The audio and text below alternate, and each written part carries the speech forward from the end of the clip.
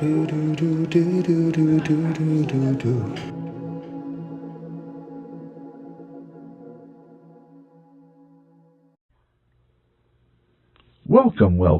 to the Red Bean Podcast, the New Orleans edition. This is your host, Mr. Toad. And I'm Dr. Frog. We're going to be talking about a movie called Sleepers. And this was the first time either me or you has seen this movie before. Yeah. What were your thoughts about this film? It is a long movie, but I thought it was a very long movie. I think they could have shortened a lot of pieces of it.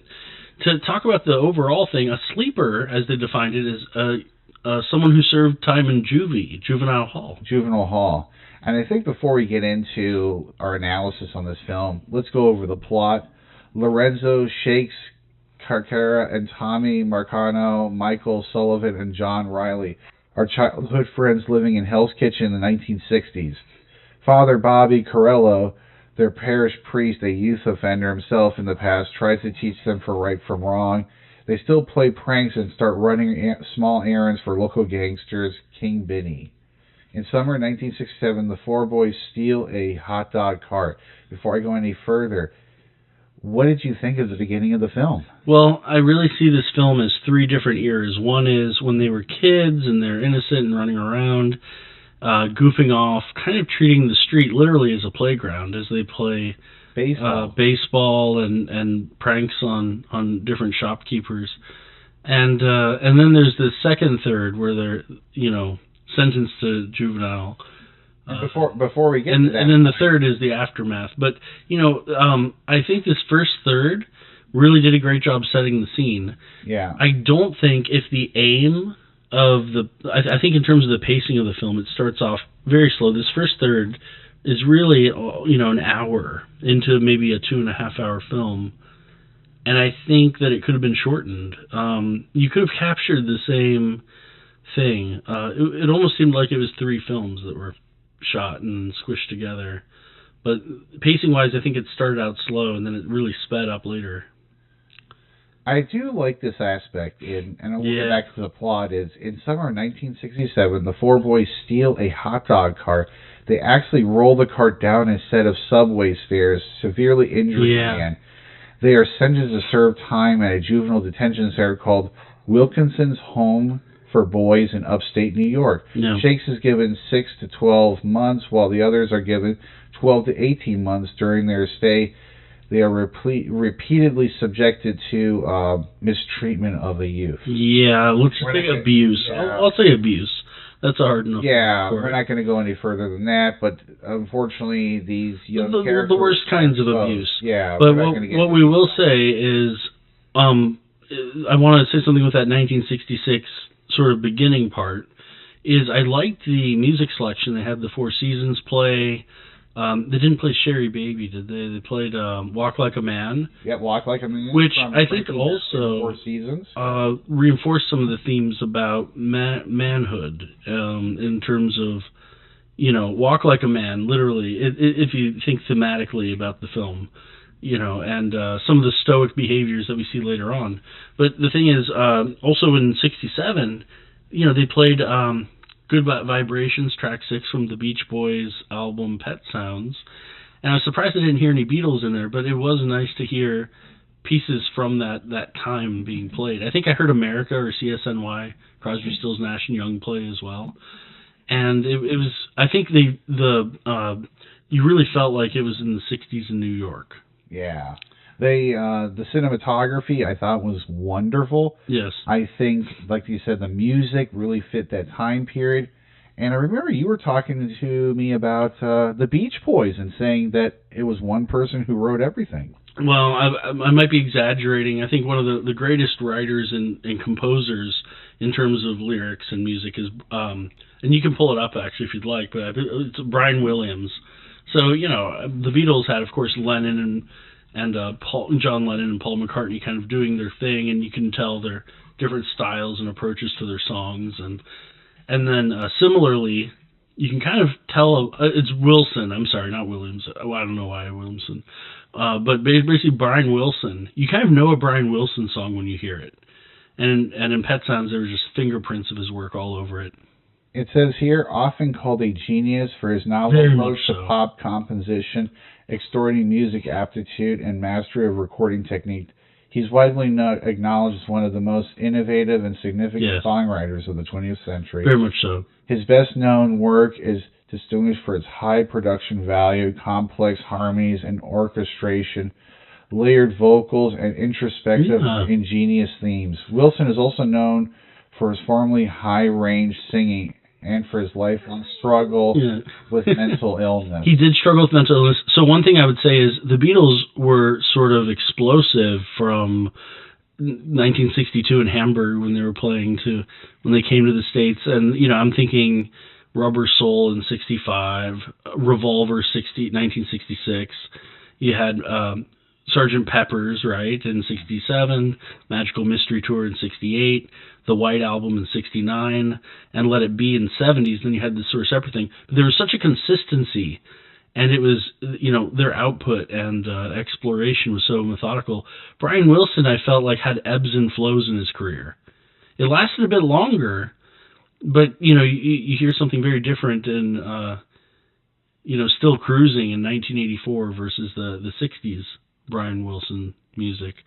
And I just think that Brian Wilson is someone that I kind of take it for granted sometimes. I think everyone knows these people. And so if you haven't listened to Brian Wilson or the Beach Boys, I highly recommend it. And this is something I was exposed to when I was 2 or 3 years old. So I, you know, kind of take it for granted sometimes. But either way, great music selection for the time period. They wanted to do this. This is maybe something you'd hear on the radio at the time. Now, it doesn't necessarily give me, you know, gang vibes in New York, in downtown New York. No, it was very subtle the way it kind of got into it. But what they were communicating was innocence in the first third of this movie. And you kind of see Robert De Niro's character, who was playing the priest in that film.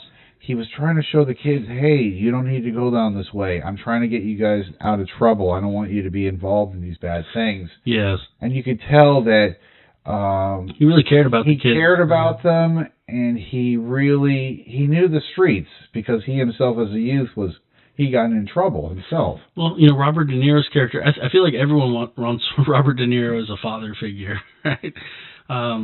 You know, I don't know who I'd want to go to bat for me, my actual father or Robert De Niro, you know, if you had to choose one.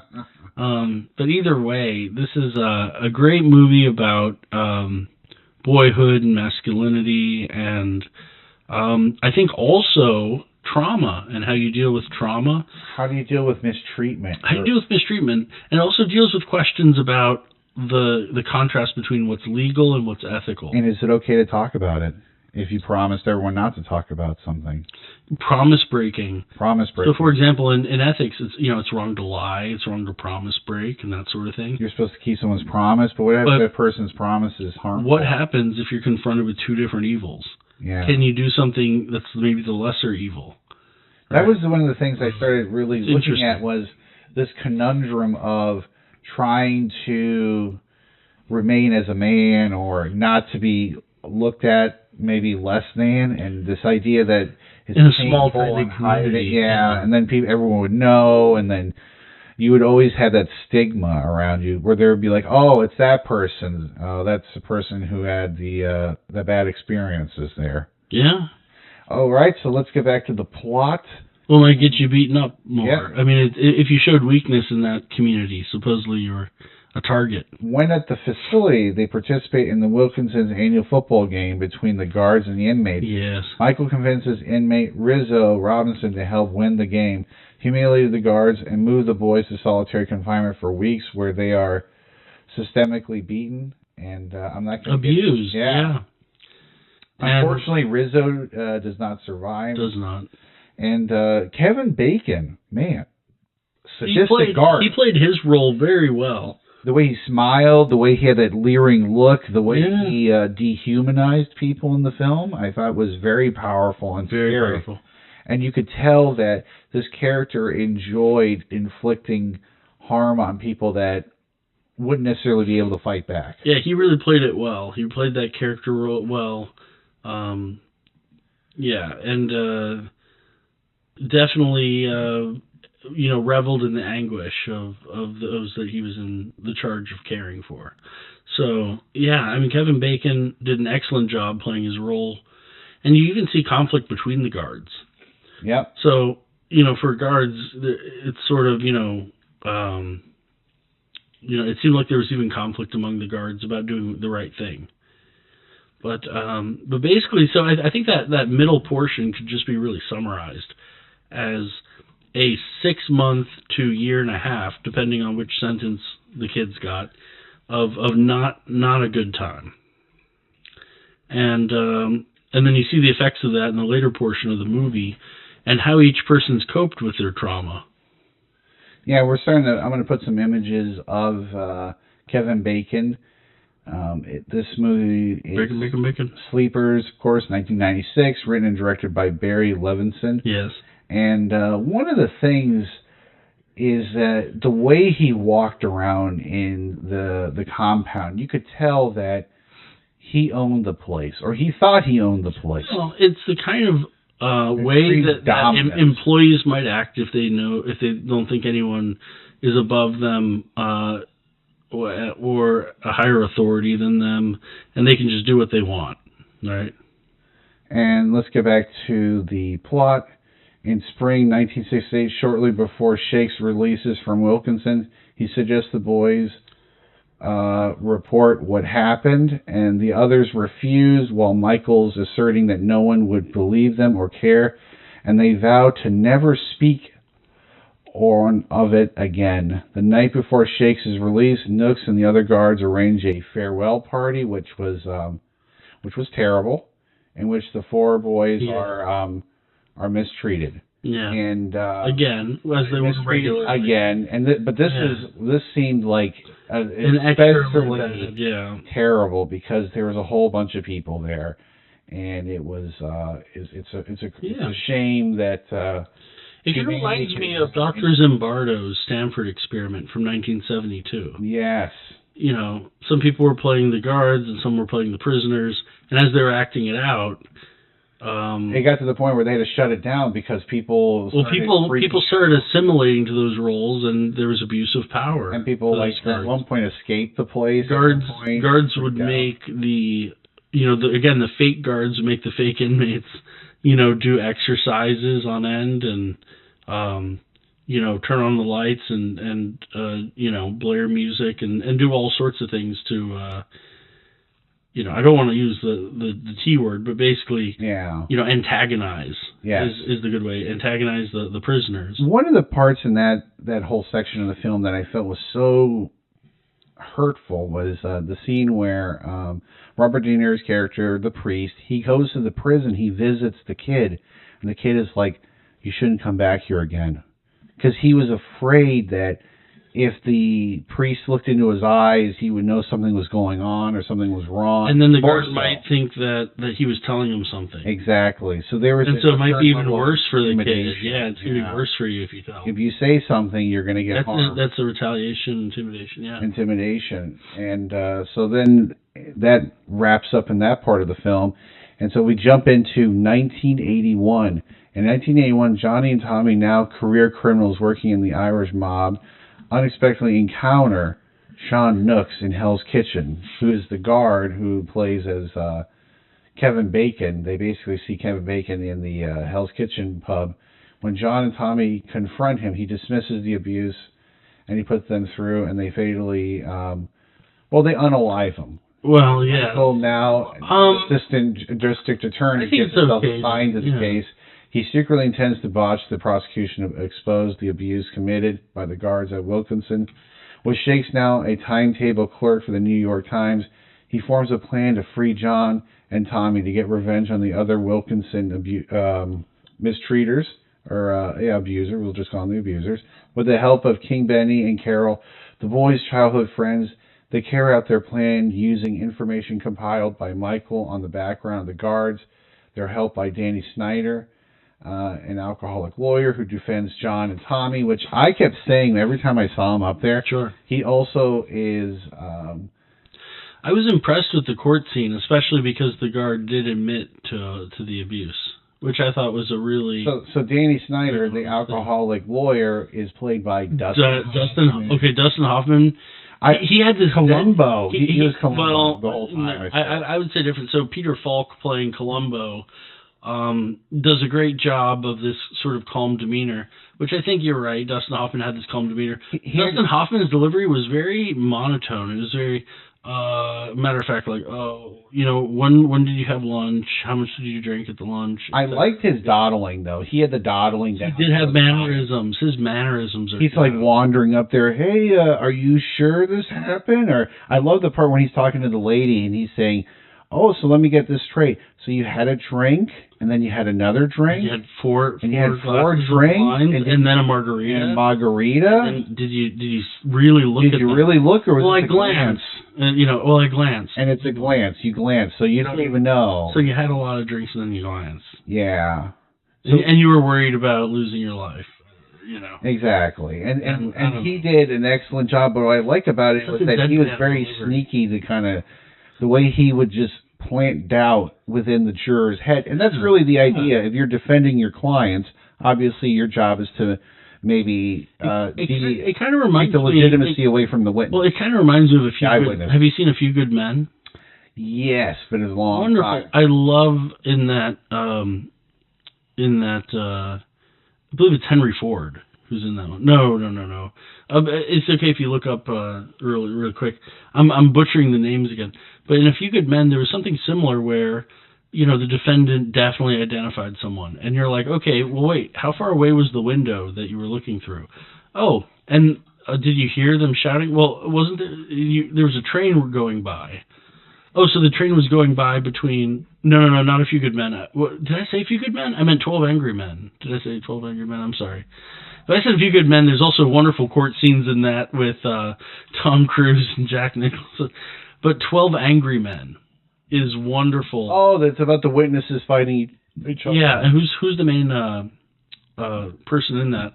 But either way, it was... I didn't mean Henry Ford. Everyone knows that they created the... Henry Fonda. Henry Fonda, yeah. Henry Fonda, not Henry Ford. Everyone knows that Henry Ford did the team, the Model T Ford. There was not a Model T in the early 1900s. In the witness deliberation. No, there was... Well, he might have been angry at some point, but he is not Henry Fonda in a 12 Angry Men angry, right? Yeah. So, anyway, Henry Fonda is just this one juror that disagrees, and the other 11 think this is a definite case of murder. Wonderful film. And there was this wonderful questioning that when they went through with the witness, that was like, okay, you were sure that you saw him. Well, wait, aren't you partially blind?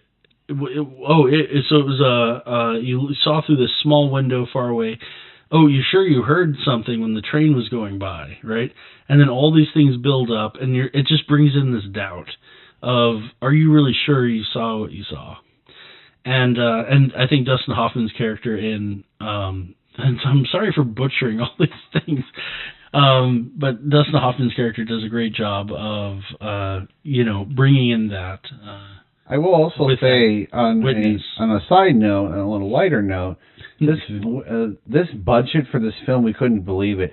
$44 million with an all-star cast: Kevin Bacon, Robert De Niro, Dustin Hoffman, Brad Pitt, Minnie Driver. Yeah. I was very impressed with that. For this movie was filmed for $44 million, and the box office gross was $165.6 million. 147 minutes long. So yeah, about 2.5 hours. 2 hours 27 minutes. And I really think they could have shortened up these three epochs, or these three moments of time in the history of this story. And if the real meat of the story, I think, is the second and third portion. So we're going to get into the next part of the film. Once the person is those two guys being prosecuted, which is John and Tommy. John and Tommy are the ones that unalived Kevin Bacon, who plays the guard who is not treating the kids good. We'll just put it that way. And so there are some heavy elements through this film. But one of the things we see here is that Michael secretly drafts scripted questions for Snyder in advance As a result, Snyder casts significant doubt on the testimony of the woman who witnessed the murder. And so that tells you the lady about the drinking and everything. The two other witnesses are intimidated into silence for his plan to fully succeed. However, Michael decides that he must damage Nooks' reputation and convincingly places John and Tommy at another location at the time of the shooting when called as a witness. Ferguson, now a social worker who was not Minnie Driver. I know we were kind of going back and forth on that one, but she did not play the Minnie Driver. No, she did play Minnie Driver, but she was not the same girl who. Minnie Driver is the actress. Yeah, Minnie Driver, not the character. Yeah, Ferguson, but that's the person. Carol was the woman's name. Admits that Nooks and the other guards mistreated the children and put to the clinch the case. A key witness is still needed for John and Tommy's ability. Shakes as a long talk with Father Bobby. After leaving the truth about the mistreatment of the children, he reluctantly agrees to perjure himself and testify at a trial that John and Tommy were with him at a New York Knicks game at the time of the shooting, producing 3 ticket stubs to prove it as a result of John and Tommy are acquitted. This was interesting. He was asking a pastor or a priest, to lie under oath with the hand on the Bible. And that's the huge conflict in the story, is that I was looking at you and saying, ethically and morally, this is wrong, but what happened to these kids is terrible. Do you think these people... A lot of justice. So what I'd say is a lot of this surrounds the ethics of vengeance, right? If somebody hits you, you can do 2 things. You can, and this is why it's so conflicting for Christians, let alone priests, is do you turn the other cheek and forgive? Or do you say, yes, we can exact our own brand of justice even outside of the law?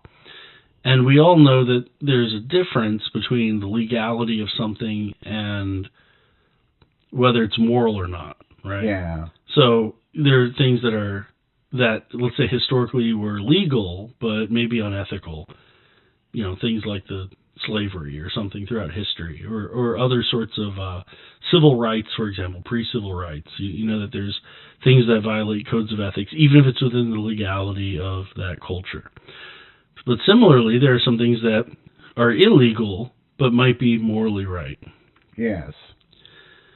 An example might be, I'm thinking reclaiming property or something, something that is, illegal but morally right. In this case, you'd have to ask yourself, what if there's a system that's not exacting vengeance or not, administering or enforcing justice, right? Then do you take it into your own hands? Yeah. And it's tough to say, you're asking someone to do something that's morally wrong to cover up another thing that is morally questionable. And what are your thoughts about that guard that got up on the stand and what I thought he was being grilled, and he ended up admitting to what was happening with the abuse, and then participating, right? What I think is interesting is right then the judge could have said, "You've just admitted to a crime, arrest him," right? Yeah. But instead what was said was, "Hey, watch out when you leave your house. Some people might, want to come talk to you," which in New Yorker in the 1980s speak, let alone in the 1960s speak, might be, hey, you're going to get some vigilante justice from your neighborhood people there. Are going to harm you because of what you right do. now this case is on a different... we're dealing with something different right now. Yeah, we're dealing with something different right now, crime. but you just talked about, something that others don't appreciate. So, but you could tell that he had some level of remorse, because I remember I was talking to you and saying, that's not a look that you were saying that it looked like he got caught. No, the opposite. I think his tears were genuine in terms of the way that the actor was playing it. That was someone who was deeply regretting and sorrowful for what happened, which is why he was honest about it. Yeah. He could have easily not been caught by just saying no. Yeah. To Dustin Hoffman's character. But Dustin. But he didn't lie. No. It wasn't Dustin Hoffman's digging and digging and digging. That's the lawyer. Yeah. No. It was not that he was pressured by Dustin Hoffman and he just had to forfeit.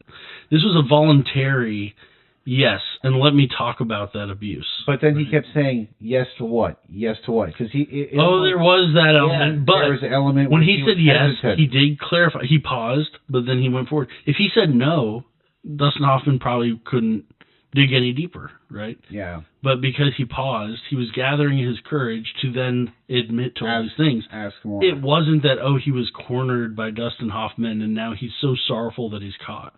Yeah. I got zero glimpses of that from the guard that confessed to participating in the abuse and the other guards that participated in the abuse.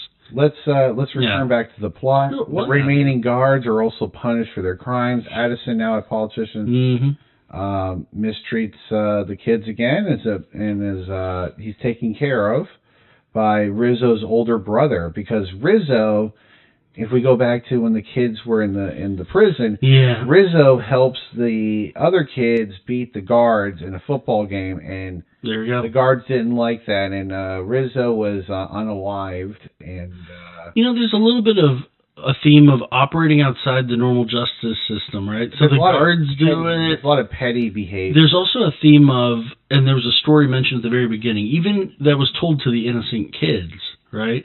And it was, look, there was this one time where someone did something horrible that was disfiguring to someone, and that person waited and waited and waited, and then got their revenge after that planning, which is a theme of that, the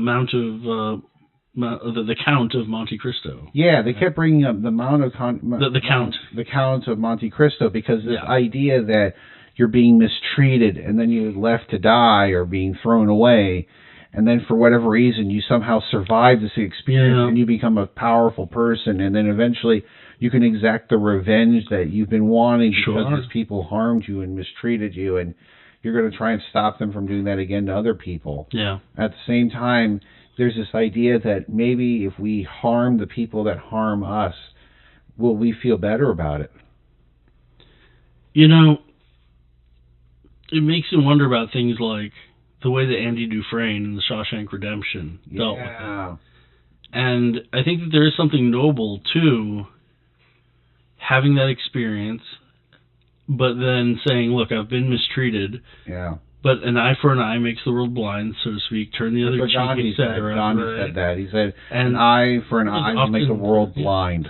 So the thing is, this movie is going to be really interesting for 2.5 hours for someone who loves that kind of vengeance story. Maybe a John Wick fan or something who's like, let me pay, get paid John back. Wick on decaf. Okay. Yeah, John Wick on decaf. Yeah, decaf, and you got Columbo there. If John Wick was a lawyer. John Wick. Without the gun fu. Without the gun fu, and you have Columbo, who has a drinking problem. Peter Falk playing Columbo is great. Excuse me, ma'am.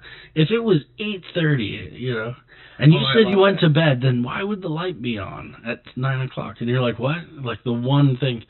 But what this movie also showed is that it shows like a community taking care of one of their own.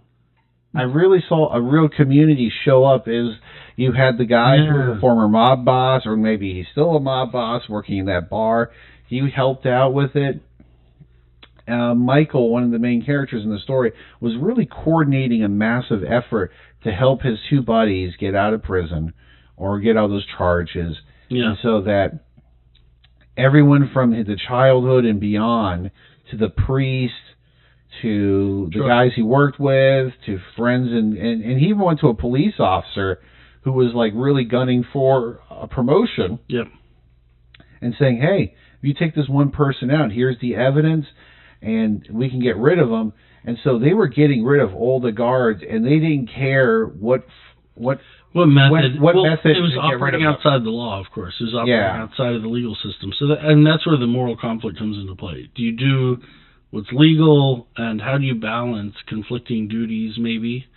And what happens when there is no right thing to do, but there's there's the lesser of two evils to do. The next thing we'll do is get right back to the plot again. This is towards the end of the film. Rizzo's older brother, Eddie Little Caesar Robinson, who heard the truth about Rizzo's death from King Benny. Styler, now a corrupt officer, is in prison for taking bribes and unaliving a few drug dealers. And Ferguson loses his job and family and spends the rest of his life working in menial jobs and wrecked with guilt. Oh, wow, that's what happened to the guy who cried on the stand. He never died. He just lived a menial job, is wrecked with guilt. He's just suffering, and as he should. Well, and he sort of rectified the wrong by admitting what happened. So everyone was like, okay, this guy can live. He's the whistleblower almost. Yeah. If you're a whistleblower, it's hard to do sometimes because you're living within that corporate culture. Or sometimes law enforcement will say, hey, if you admit to and they'll say, did you do it? Yeah, I did it. I did along with them, but I'm talking about how and I'm recording what happened. Yeah. Exactly. After the acquittal, Michael, Shakes, John, and Tommy meet with Carol at a local bar to celebrate. It is the final time the four men are together.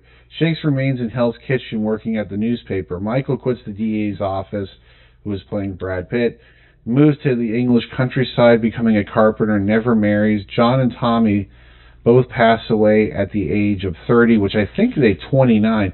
John succumbs to alcohol poisoning, while Tommy is ambushed and unalived by rival criminals.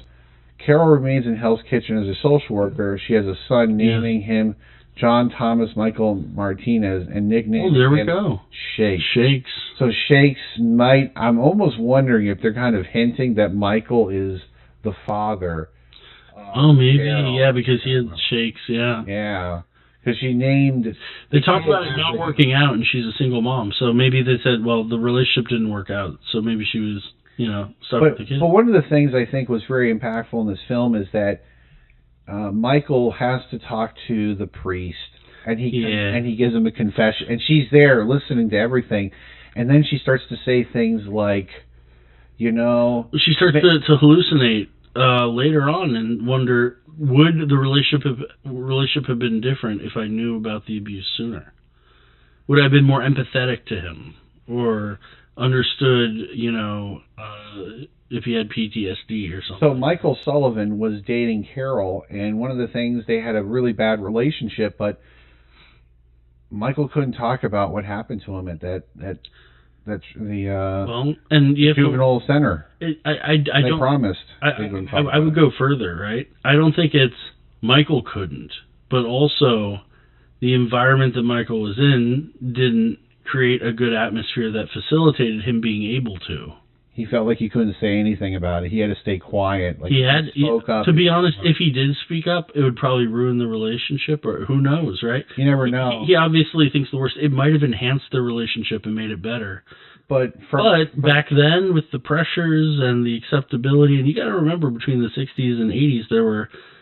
you could talk the way people talked about mental health, especially that there were lobotomies or mistreatment of people if you showed weakness. Maybe. It was very tough. But one of the things I think was pivotal in the film was how she said that Michael had changed when he came back. Oh. He wasn't the same after he left the facility, the juvenile detention center. He wasn't the same, and because of what happened at the juvenile detention. Now, this story, was it based, obviously it's based on realistic-ish events, right? It also plays upon, there were lots of mistreatments in mental facilities, as well as, I'm sure, juvenile facilities. There are lots of problems with the privatized juvenile justice system as well. There have been lots of cases of people mistreatment, having trumped up charges to keep them in longer so they get more money from the state and stuff like that. One of the things I would say about this movie was the acting was A1. A1. It was really good. It was A1 sauce, huh? Oh yeah, very. It wasn't double A. It was not single A. Yeah. Some of those guys need to go to AA, but unfortunately they didn't live long enough to go to the AAA and then the majors. The thing about it, I think it was okay. It reminds me of other stories set in New York. Like, I really liked Leonardo DiCaprio's Basketball Diaries. I liked how Brad Pitt's face started to contort a little bit. It's one of these things you'd have to really pay attention to the film, but there's a scene where they're in the courtroom and you have the guard sitting up there and he's admitting to the mistreatment of the kids and everything, and Dustin Hoffman's really giving him the business there, and you see his clients, the way they're reacting, and it's almost like, oh my gosh, am I gonna be found out?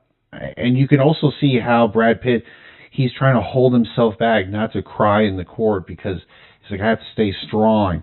And I'm seeing the person. I know exactly who he is, and we experienced terrible things at the hand of this person. Sure. And so the way they held on, I really think that shows a type of moral character or strength that to not break under the kind of pressure. I imagine some people, when they confront their abusers, it brings back memories, and there's very emotional.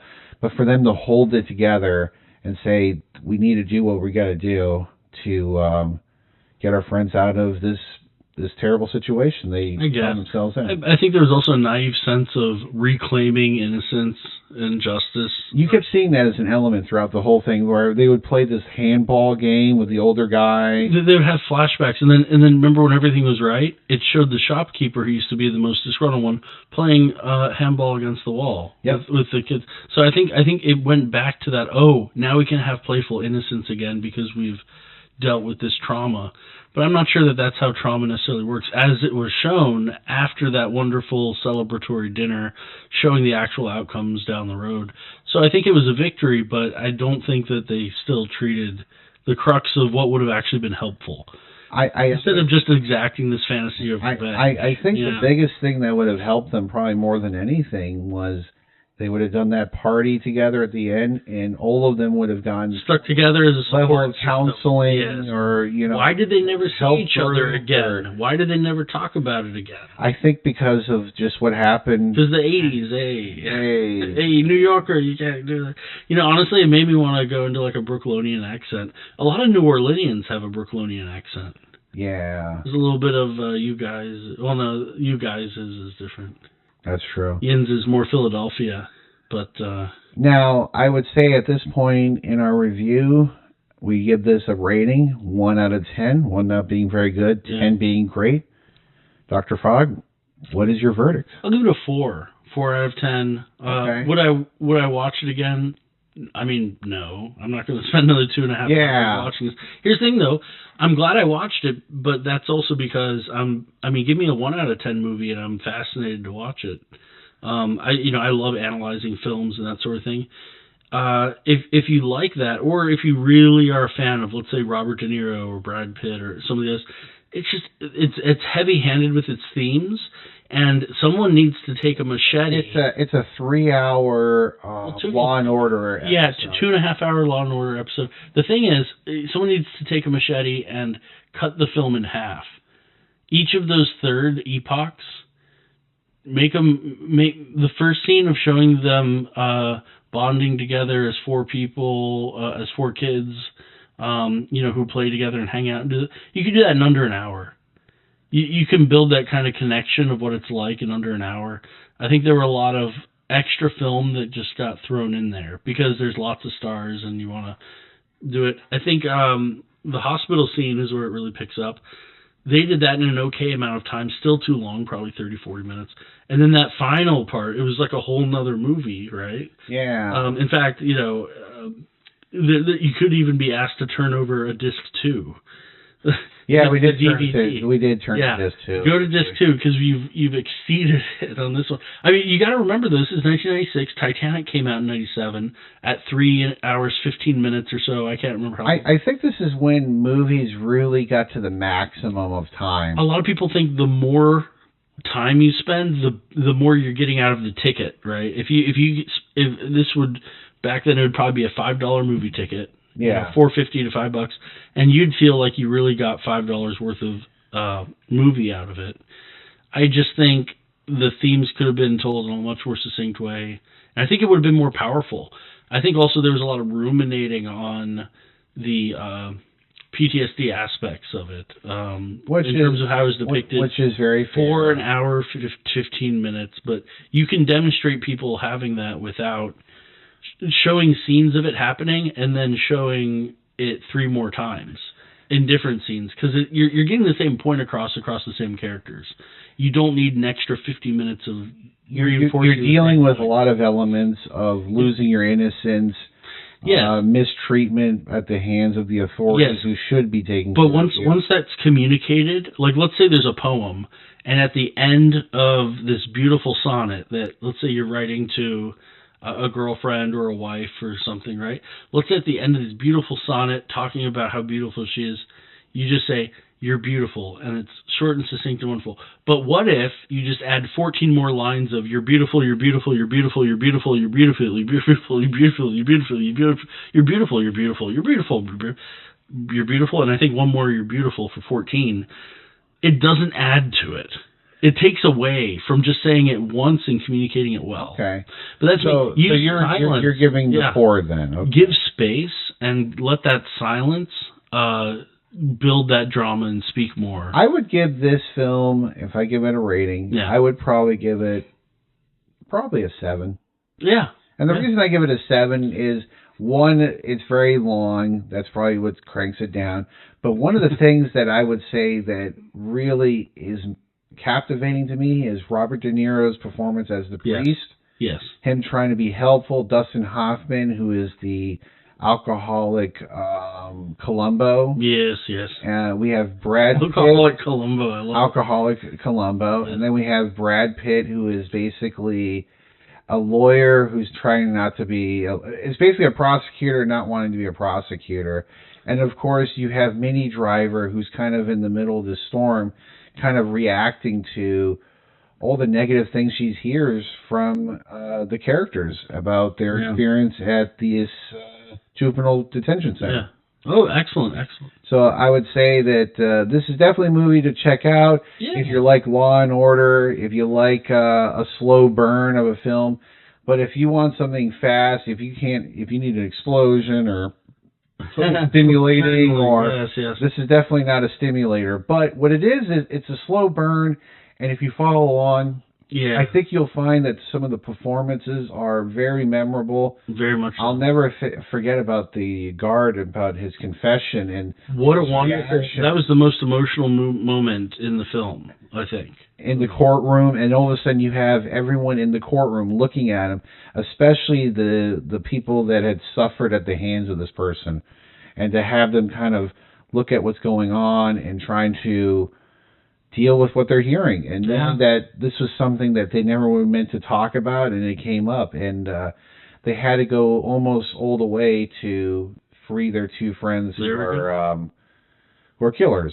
Yeah. And they didn't live for very long after that whole thing, but at least I think they got some is about solid. Vengeance. Yeah, the question is about vengeance and the ethics of revenge.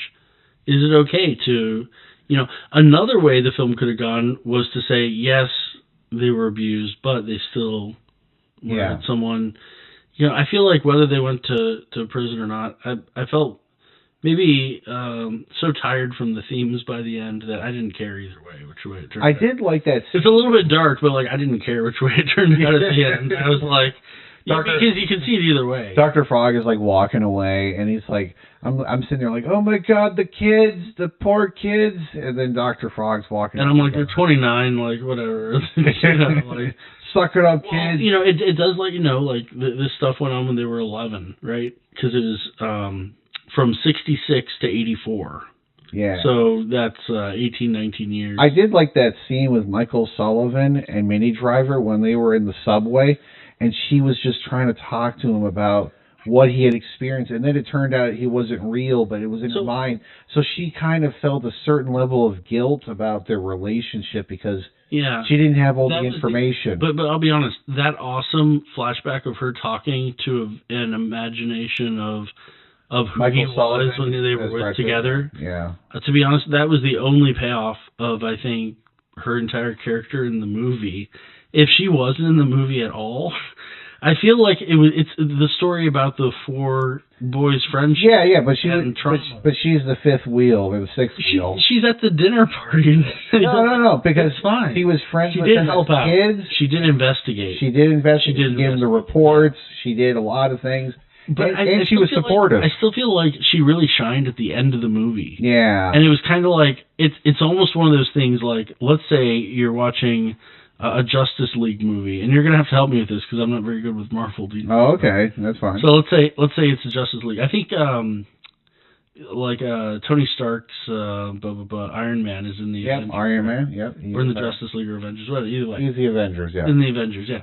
So let's say they're having this huge battle at the very end, and Iron Man hasn't been in the entire movie. Yep. Right? Or like he's shown up randomly in the background in some scenes. Anyway, so the main characters that are doing the fighting and have been doing the entire film, they're finally about to defeat the bad guy, and then Tony Stark shows up and claps and like, cheers with them all, and you're like, what are you doing here? Like, what? Like, you weren't integrated into the movie well, I think. And by integrated, what I mean is incorporated is the word. I think for her, it could have been incorporated differently. She was a supportive character, but she was not a main character. Well, for example, show us the relationship with the Brad Pitt's character more. I think if that's going to be the main crux of your participation in that group of people. But I did like that scene in the subway. It's just said in passing. Oh yeah, I know them, And she was brought up earlier in the film, so she did have someone represent a younger version of her. Yep. In the earlier flashback, I just felt like it was a little shoehorned in, but either way, I just think at every aspect of this, I just think things could have been done better. A little shorter, maybe not as long. At the same time, that'd be the Dr. Frog movie, and that's not what this movie is. It's a wonderful. It's a wonderful film. Wonderful film. My film would probably be even worse. So we can't. It's hard to. There'd be a lot more frogs in it. That's for sure. Well, that makes our review of Sleepers. We didn't really give it too high of a rating, but I would definitely say if you're into like the Law and Order, if you like a slow burn, if you like a thriller, a drama, a change of pace, yes, something a little slower, something. This is a movie where you should. We paused it and we like bathroom breaks, all that stuff. Yeah, well, it's certainly not a modern movie. Yeah. I mean, it's from the mid-90s, and it, sometimes those films are just refreshing to go back to. And it's a fresh take on justice and revenge. And it's a different kind of story, not the one that you're going to see on average. Yeah, you're not maybe one of a kind. Yeah. So this will make for our review of Sleepers. If you can, please like and subscribe. And if you'd like to give us some information on some comments about what you think of the show. What do you think of Sleepers? What did you think of Sleepers? And we're going to be signing out. I'm your host, Mr. Toad. And I'm Dr. Frog.